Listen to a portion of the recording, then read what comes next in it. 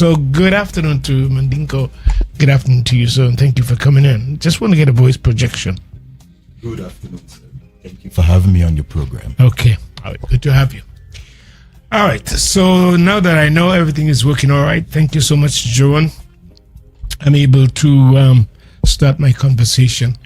First of all, you reminded me that this is not the first time you were here, but in a different capacity. Yes, that's correct. All right. So you have written a book. You have now, from what you were doing before, which is not necessarily important at this stage, Correct. to now being an author. What was the reason for the transition? You decided to begin writing books. It is not really a transition. It is something that I do separately apart from everything else that I do. I'm still an entrepreneur. But my inspiration has always been there. It's just that it gave me more clarity in expressing what I would like the community to know. Yeah. With less controversy. So But yes, you've decided that you, from early, you've decided, whatever I'm involved in or whatever I'm thinking, I'm going to put it in book form. That's correct. Actually, it was a good friend of mine who, in our speaking, advised me, to start to write. Many people will not comprehend what you're saying, so begin to write. So that's it began. Yeah. Your first book was about the history of St. Eustatius. By the way, you're from St. Eustatius. That's correct. I was born in St. Eustatius. Yeah. And your first book was the history of St. Eustatius. Pretty much. Actually, I was born the same time with one of the sons of the Queen of the Netherlands, and my dad wanted me to present her a book. Okay. So he kind of inspired me to do this book and present her as a gift that contained information about ourselves and a little bit about St. Eustatius. So the history of St. Eustatius, nothing in it at all about the monarchy, the queen, or anything of that nature? Within the book? Yes. Oh, most definitely. She's very loved by the people of St. Eustatius, so it would lighten up her heart to hear about them or read or get to know a little more about them. So you sort of connect what's going on in St. Eustatius with the monarchy? Pretty much. To some degree. Yes, pretty much. That book will be online very soon too. Okay. So that is not yet available, you mean? Not online as the others are. But Okay. it has been passed around and sent around. The Queen herself should have a copy of it. It's not nothing spectacular, just a very simple book, that was presented to her. So we Okay. plan to fix it up and make it more feasible to understand and read. And then you turn to some the spirit of the lion, dragon, and doves. Yes. Fictional or just? No, very realistic. Actually, when you look at the fruit of the Spirit in the Bible, the first sector of the fruit of the Spirit is love, joy, peace, long-suffering, gentleness, and goodness.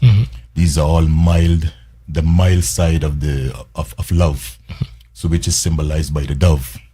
And then you get faith and meekness, I think, because faith is like courage, symbol of the lion, and meekness balances out your faith so it does not become egotistical pride. Hence the purpose why the lion is used to symbolize those two parts.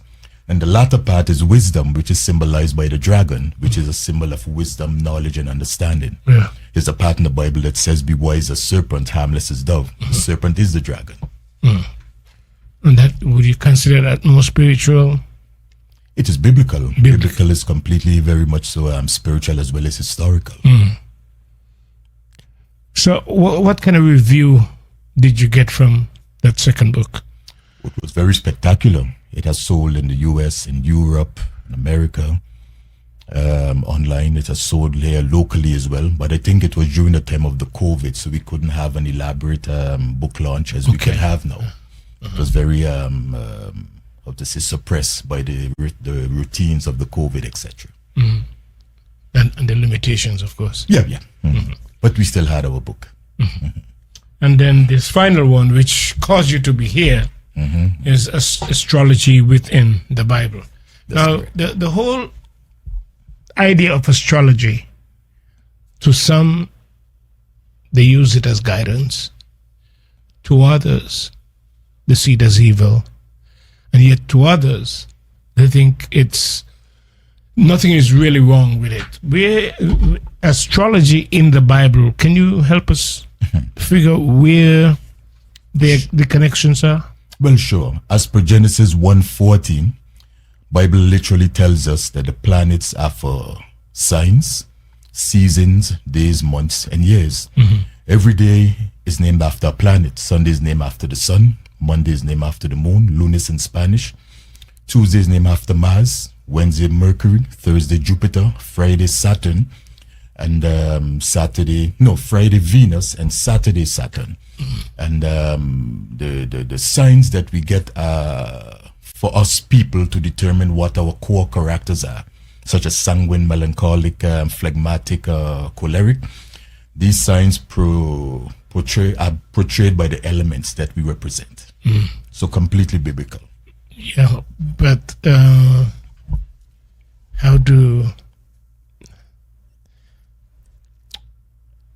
first of all, let me say you must have left out some of the planets, because you only gave about for the rest 7 of the days. Yeah. But these astrology signs are usually from month to month. Yes. So, and will you say it's in the Bible? It's in Genesis? That's where you go to get the clarification? This is one of the areas. There are other places as well. I think it's Psalms 119 that tells you that the moon determines the seasons. And the sun, which is the greater light, determines the day. Yeah.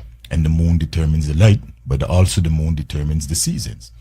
Two of the other main planets that were missing were probably Uranus and Pluto, one of them. Yeah. Yeah, those two planets are collaborated with the moon to determine the season. So what knowledge does that offer us? Okay. We know, for example, as I said before, many old folks know when to catch turtles laying eggs on the beach by the moon. They know when to plant for the crop to grow bigger by the timing of the moon. They know how to cut your hair in alignment with the moon for it to grow longer. We go as far as your core characters are really based on your time of birth, what element you were born under. Because there are 4 elements, but each element has 3 zodiac signs within them. And the 4 elements are water, earth, air, and fire. In Bible, you will hear Jesus say he is the light of the world, which is fire. He's the water of life directly. He's the bread of life, which is food. And he is, which one is missing? He's the breath of life, which is air. So he's portraying these same 4 elements as as our reliance upon him for sustenance. So these 4 elements symbolize the same thing. And then you have 12 zodiac signs. You have 12 months. The only difference with these 12 months and the 12 zodiac signs is that the beginning of the year is actually in spring, not really in January, which is the middle of winter. So spring commences as of the 22nd of this month, and when you go down, you reach to September. September means Septimo, which is the 7th month. October means 8, which is the 8th month. November means 9. December comes from decimal, which means 10. So if you follow the alignment of the zodiac, you get the exact months in the alignment that they are supposed to be in. We also know of Harriet Tubman and many other slaves, leading the slaves to freedom by following the North Star. That is astrology. The 3 wise men in the Bible, they followed the star to find baby Jesus. And they knew of his birth because of the significance of the star that they saw in the east. All astrology. Yeah. How does that relate to us learning that, or what would someone be missing if they have no knowledge of this and live their life without even considering those astrological signs? They miss out on everything about themselves. First of all, you have 4 different types of people in general, but you also have 4 needs of those 4 different types of people. For example, the water signs are known to be Cancer, Pisces, and there's one more, Scorpio. The water sign people, they are very emotional, but very nurturing and very caring. These are the ideal people to work in for example, as nurses, medical doctors, teachers, even dentists. These people have a natural tendency to be nurturing and caring. The fire people are high energy people. Aries, what is the other one again? Aries, Leo. And there's one more, you'll have Sagittarius. These are the fire elements. These people have a high energy of level. These are the ideal people by nature for rescue missions, soldiers, police officers, things that are very physically reliant on the physicality. The air sign people now, which is the air, they make ideal lawyers, judges, poets, writers. And then if to go to the last one, which was the last one again now, for the earth people, they are very detailed. They're very caring about specifics. They are very ideal people for accountants, engineers, etc. So every type of people born on the element is necessary for the world. Can I say that it's not necessarily true? I've known people who are under the same sign, but they're very, very different. Is that possible? Yes, because you have cardinal people, fixed people, and mutable people. There are three ways of being cardinal. Cardinal means those who take the lead, initiate things. You have those people who are born cardinal. Now, everyone born in the beginning of a season are cardinal. So to begin from the sequence would be Cancer, not Cancer. That would be not Cancer. Oh boy, help me. The first one is I certainly can't. I can't even keep up to date with it. Aries. Aries is the first person. Is the cardinal sign of the fire sign. Then next to them comes Summer.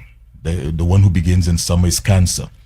And then we get Autumn, which is the air signs, and then we get the earth signs, which are the earth signs are melancholic, etc. So this is one way of determining cardinal, but there's a second way.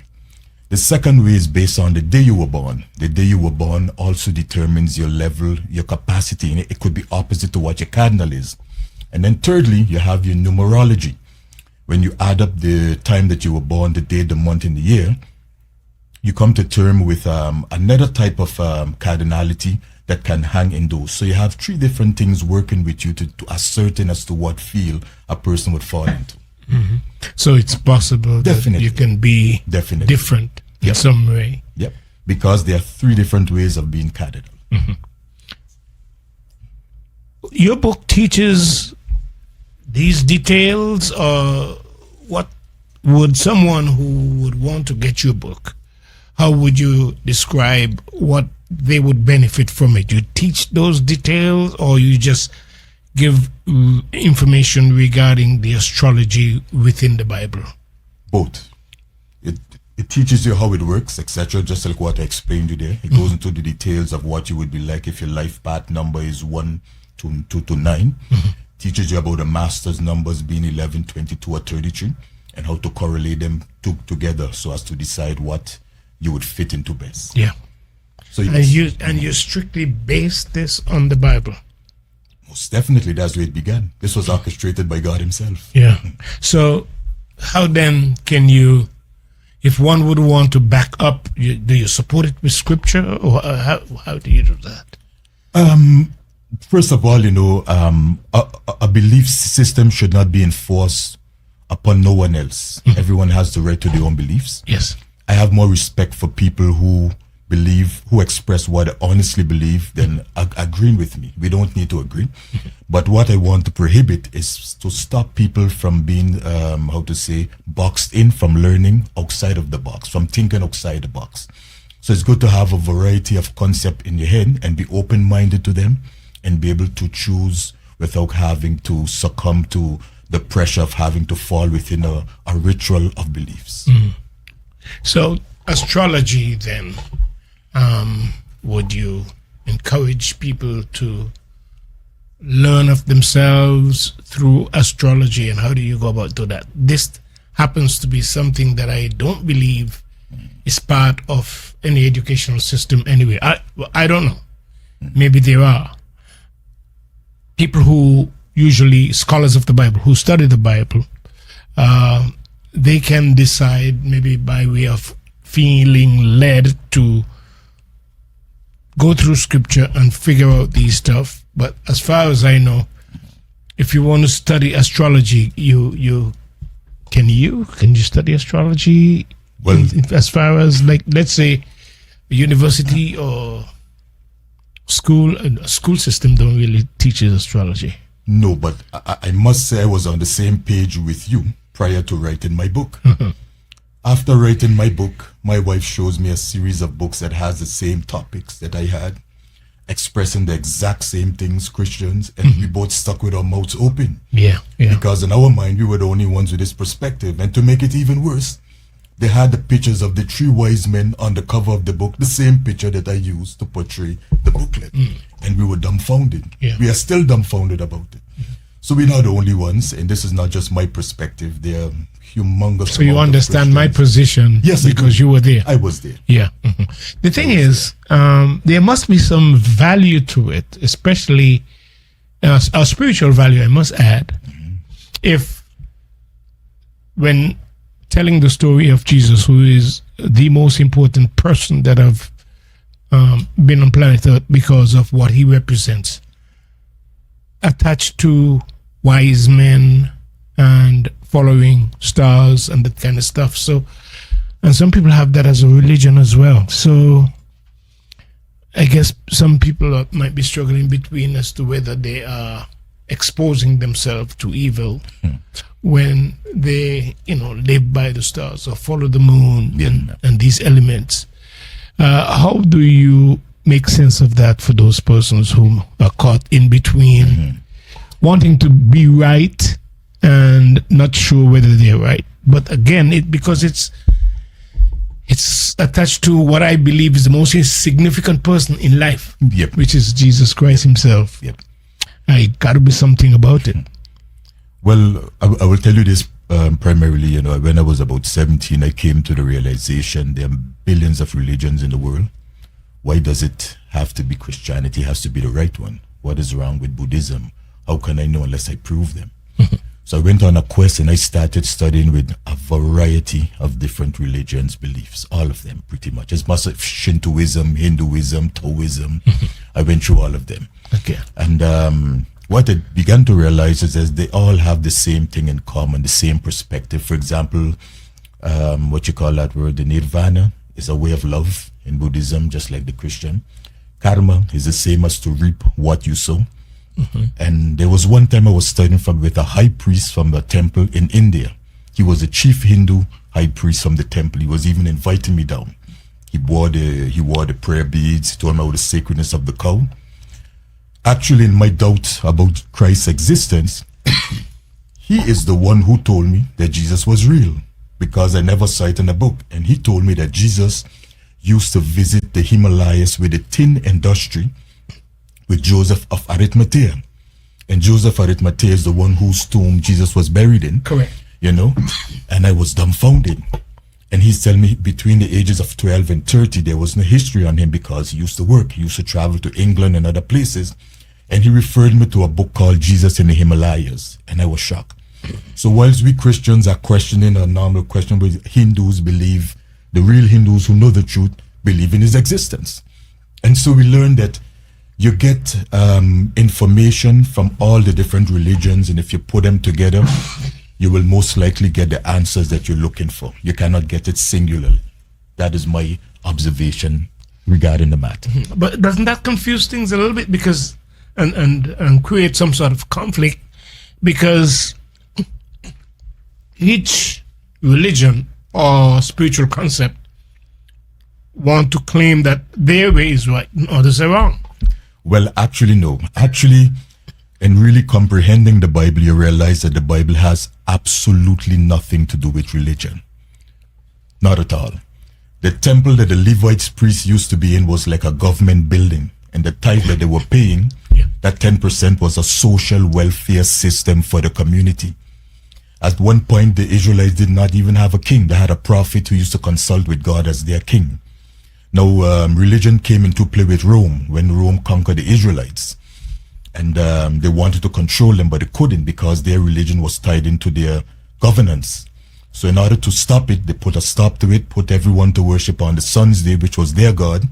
You got a picture of the sun behind all the saints' head to merge pagans and Christians together to get control. And that is where religion began. And if your head of church is over the state, then you're, for example, When the Roma's emperors went out to conquer Europe for Rome, they ruled the places as emperors rather than the generals rather than reporting to Rome. So Emperor Justinian in 500 something AD put the head of church at the head of state, and that gave them control over those who rebelled against them. So religion began more for political control. Nothing to do with God. Nothing to do with God. And astrology has its role in the lives of just about everybody, you think? Every single. As a matter of fact, Christ even chose 12 disciples because he needed every type of character to relate to each other, because there are 12 type of people. Every sign has a difference. He also wrote 4 gospels. 4 gospels were the 4 cardinal signs of the elements, because the 4 cardinal signs have different core characters. And the book of John, for example, gives a little different side of the story than the book of Matthew, Mark, or Luke. Because people who think a certain way have to be able to comprehend it. Hence the reason why you have 4 gospels of the 12 disciples. Same structure. You have 12 gates to the city. You have 12 months, the 12 different moons to determine the year. You have 12 apostles, you have 12 tribes of the earth, which means there are 12 different races in the earth. For example, you have 4 basic races, red, yellow, black, and white, which we can call cardinal. You have 4 directions, east, west, north, south. But within those 4 races, you have sub-races that merge up to 12 different cultures in the world together. So 12 covers a very spiritual, symbolical meaning. So numbers are significant as well. Extremely.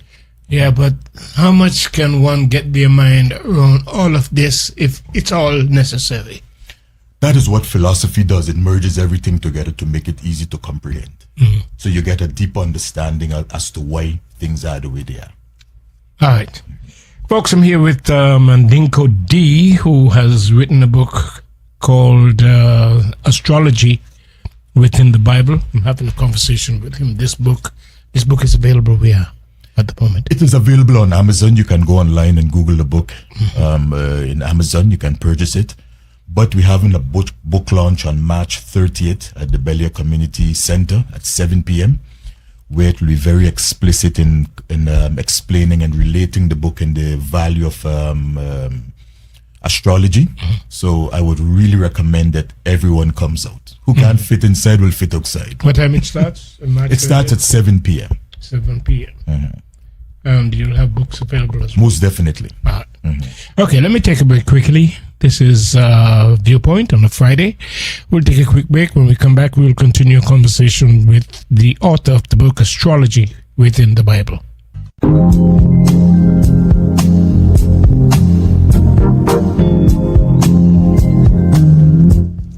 All right, welcome back to this discussion with Mandinko Dee. I'm told that there is a call online. Let's see what this call has to offer. Yes, caller, go ahead. Hello? Good afternoon, caller. Go ahead. I think we missed that call, Joan. All right. Okay. Mandinko, astrology within the Bible. And of course, is there any astrology outside of the Bible? Anything that is similar to what's biblical and what's not biblical? Can you define that? Yes, definitely. Astrology within the Bible is for signs such as zodiac signs, to give you a guideline. When you hear about a sign doesn't tell you if you turn this corner you're going to die. A sign tells you that there are curves ahead, that they're working on the road. It advises you, it guides you. If it was to predict your life, it would be called zodiac predictions. There are no zodiac predictions, zodiac signs. So the extremity of astrology has to do with predictions, reading your palm, telling you what your day would be like. You know, on another program, I once mentioned that it will work because if you learn to believe in what you're being told, your mind will accept it and you will manifest it because you expect it. Say it again, because when you go to crystal balls and reading palms and that kind of stuff, usually that is associated with evil. But you're saying that it will work because of what you're taking in will take effect on your person? Yes, I put it that way, but that's not your exact words. But I think that's what you're trying to say. Well, what I'm saying is there's a part in the Bible that says we as human beings, as children of God, we can have anything we want. We have to ask, yes, which means confirm what you want.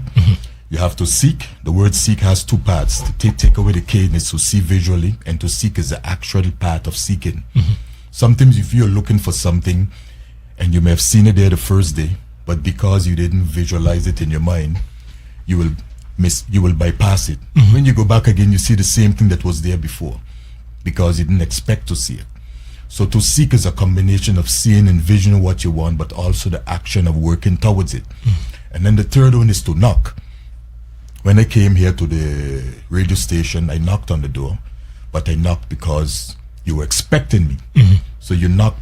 Knocking is a symbol of expectation. So you knock because you expect. So if you ask God for what you want, if you seek for it by visualizing and working towards it, and if you expect it to happen, it will happen. So if someone feeds your mind with information and you accept it and you expect it to happen, because you can even ask and seek, but then another part of your mind says, I get real, this won't happen, this doesn't happen to people. That is where you block it. So if they can get you past that and they feed you with information in the beginning stages and you learn to trust it, when they tell you that if you go today you will die, you will either stay home and be controlled by them or you'll go and die because you expect it.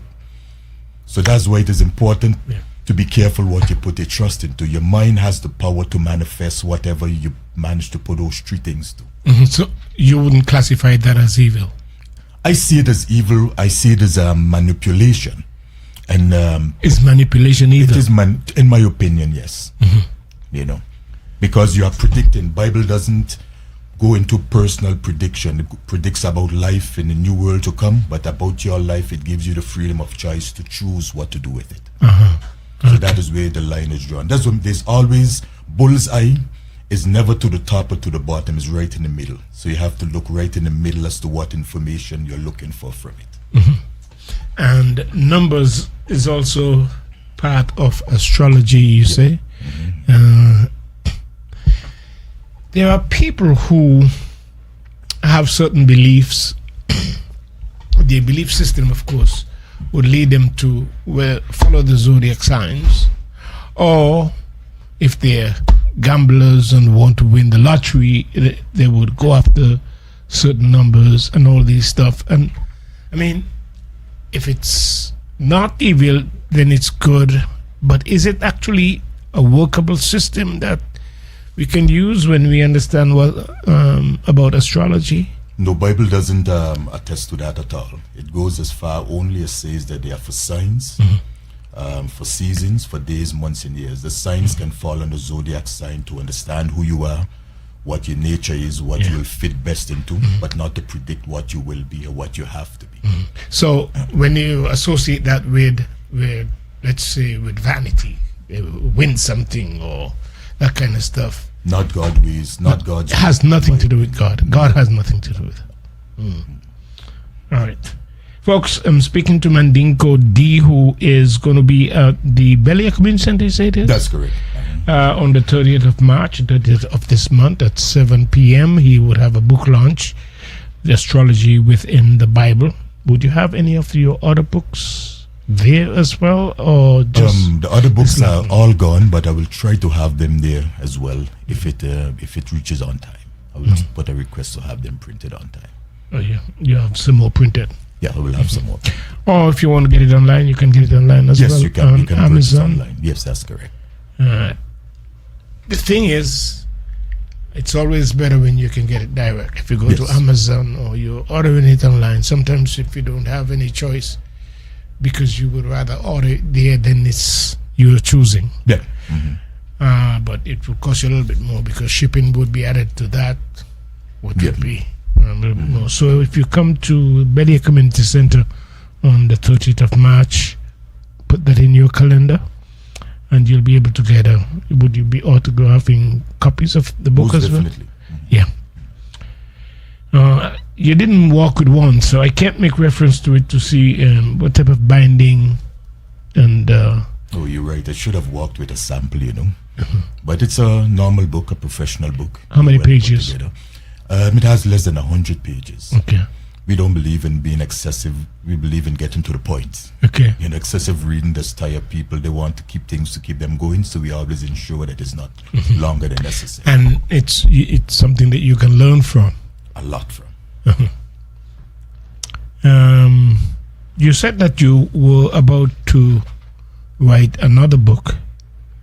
Yes. And for whatever reason, you were shifted to do this book before you even go, so you have more coming.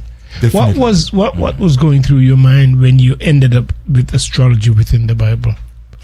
To me, it was a very spiritual experience. I didn't have any intentions of writing such a book.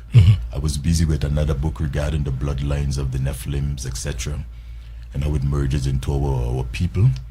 And I was just shifted from that in thought. Almost for a couple of months, every day I'm waking up with inspirations about it. I do research and I'm seeing what I'm getting is real.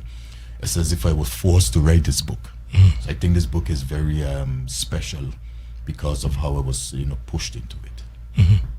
When you do write, what do? You reserve yourself, or how do you get your inspirations?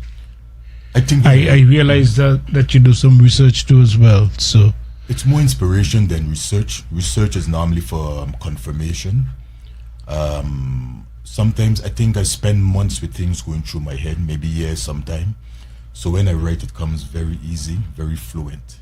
It doesn't take much. I don't need to make notes to write. Yeah. I just sit, I set up my chapters, and it just flows as to what to write. I don't have much. I'm very gifted naturally in writing. What do you attribute that to? Do you think you're gifted, called? Yes, I think I'm an air sign personally. Actually, I'm a cardinal air sign, and my nature is there. Everyone has their own strengths and weaknesses. I think that is one of my strengths. Not I think. I'm convinced that is a strength. Because it comes very easily without any effort. Many people writing a book, they'll make notes for months and have to go back to those notes. I just sit and write. But it comes after thoughts going through my head. And once they go there, they stay there. I don't need to try to remember them. And you don't preach or teach? No. I can teach, yes, and I can learn as I teach. But I'm not into the preaching business. But you do consult the Bible on a regular basis? Sure, I live by it. I'm very grounded in it. Yeah. It's my guide. It's your guide? Yeah. For those persons who reserve that for just a brief moment, how do you respond to it? Can you repeat that, please? Yeah, I was a little bit distracted, sorry. Okay. Yeah, but for those persons who they don't see the Bible as something or a book to be grounded by, because some people have doubts about the scriptures as well. How do you get them to realize that is an important part of understanding oneself? Well, I don't. I'm not supposed to. As a matter of fact, I have many closer friends who are Buddhists and Hindus than I have who are Christians. The first thing we have to remember, we have to respect the beliefs of others. And we are not supposed to force others to believe what you believe.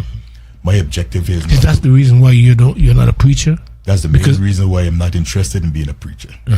I'm not trying to convince anyone that what I say is so.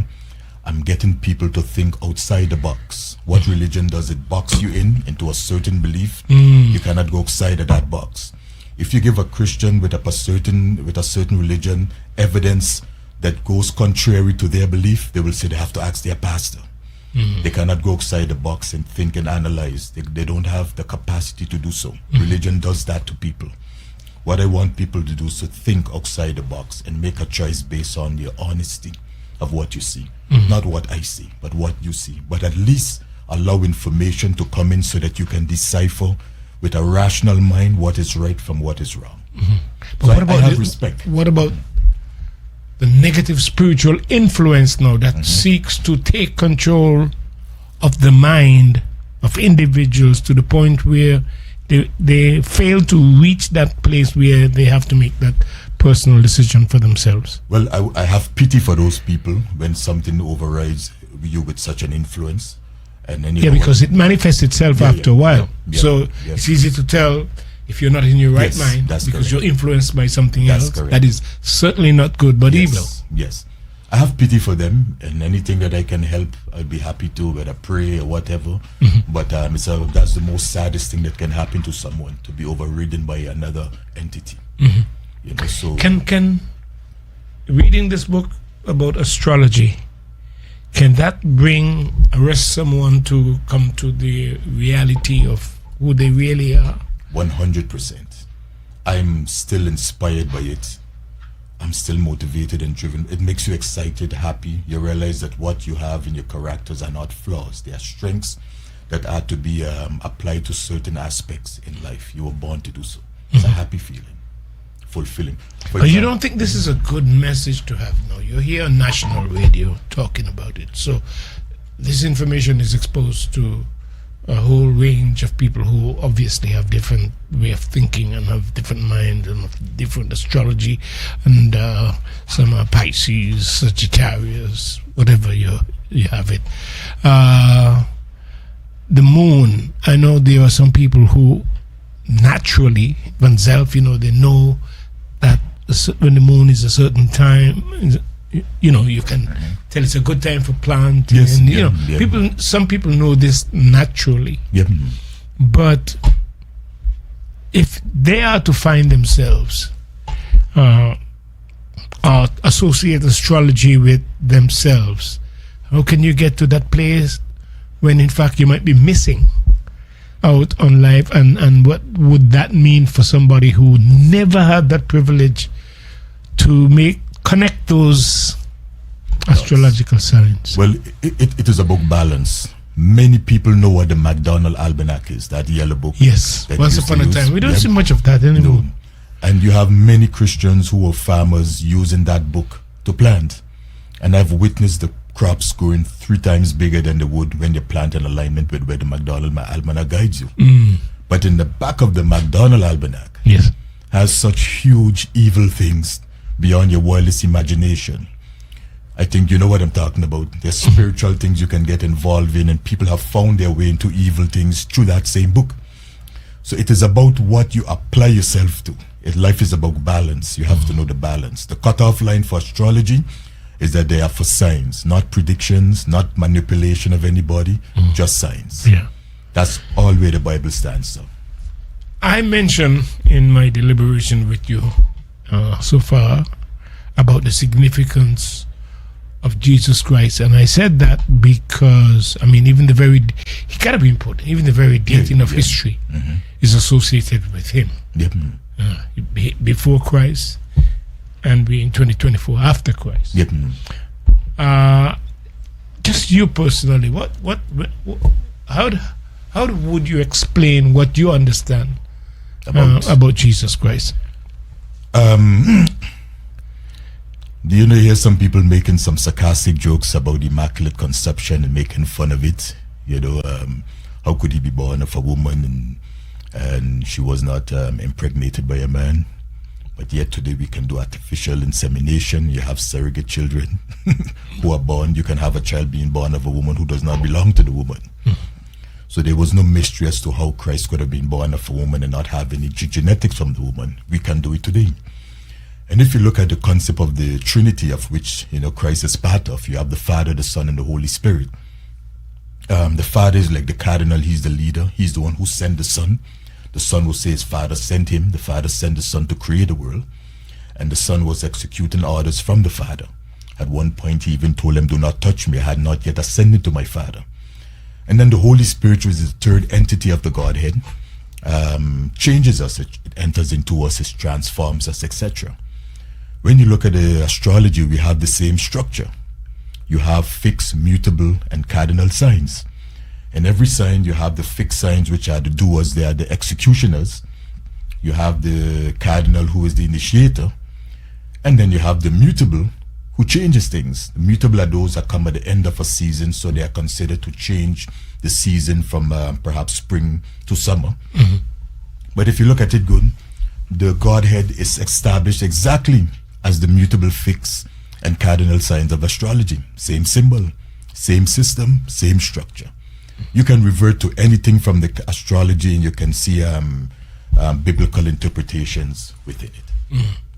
If you look at, for example, you have 4 cardinal directions: east, west, north, south. You have 4 cardinal signs. You have 4 feet on most animals, 4 legs on a table, 4 wheels on a car. 4 is like a main structure that goes on philosophically in every aspect. The creator of, let's say, a car with 4 wheels is not mistaken. It's not a mistake, but comes out of the astrological thinking of life, that if you're going to do something, this number have to play a role. 4.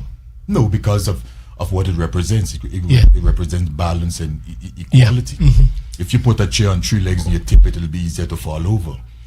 If you look at the kind of people you need in life, you need the sanguine, you need the melancholic, the phlegmatic, and the choleric. The 4 of them combined fulfill the roles that you need to fulfill for the world to function competently. It's like quickly, I don't have a lot of time. The Bible, what do you think of it? I believe that the Bible is a historical book that has many deep lessons that were guided by God himself. And I don't see any controversies within the Bible. It's spread out very wide. I think it's spiritually guided and it's intact.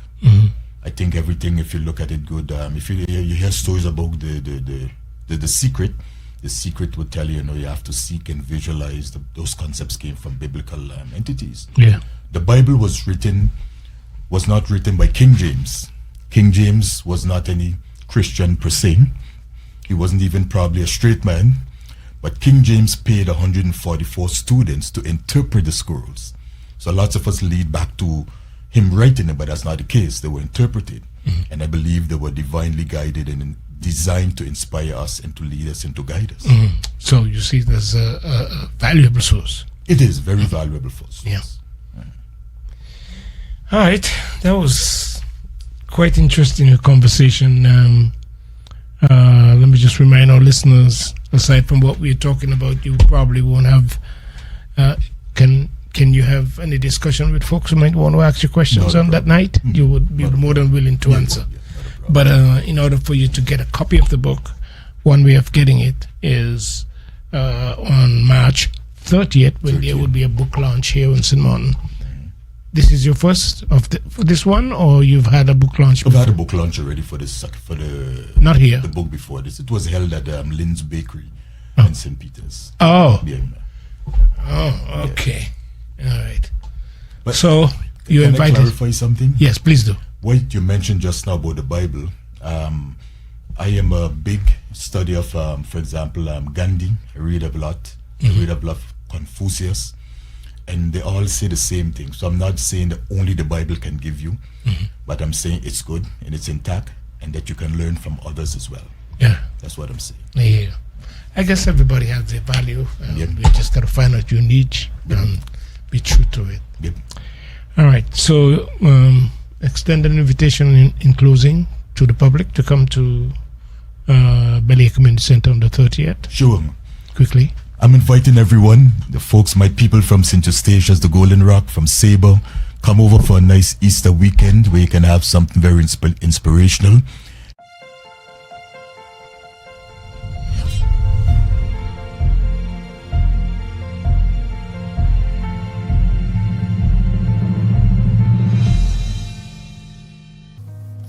So he ran away like lightning struck him.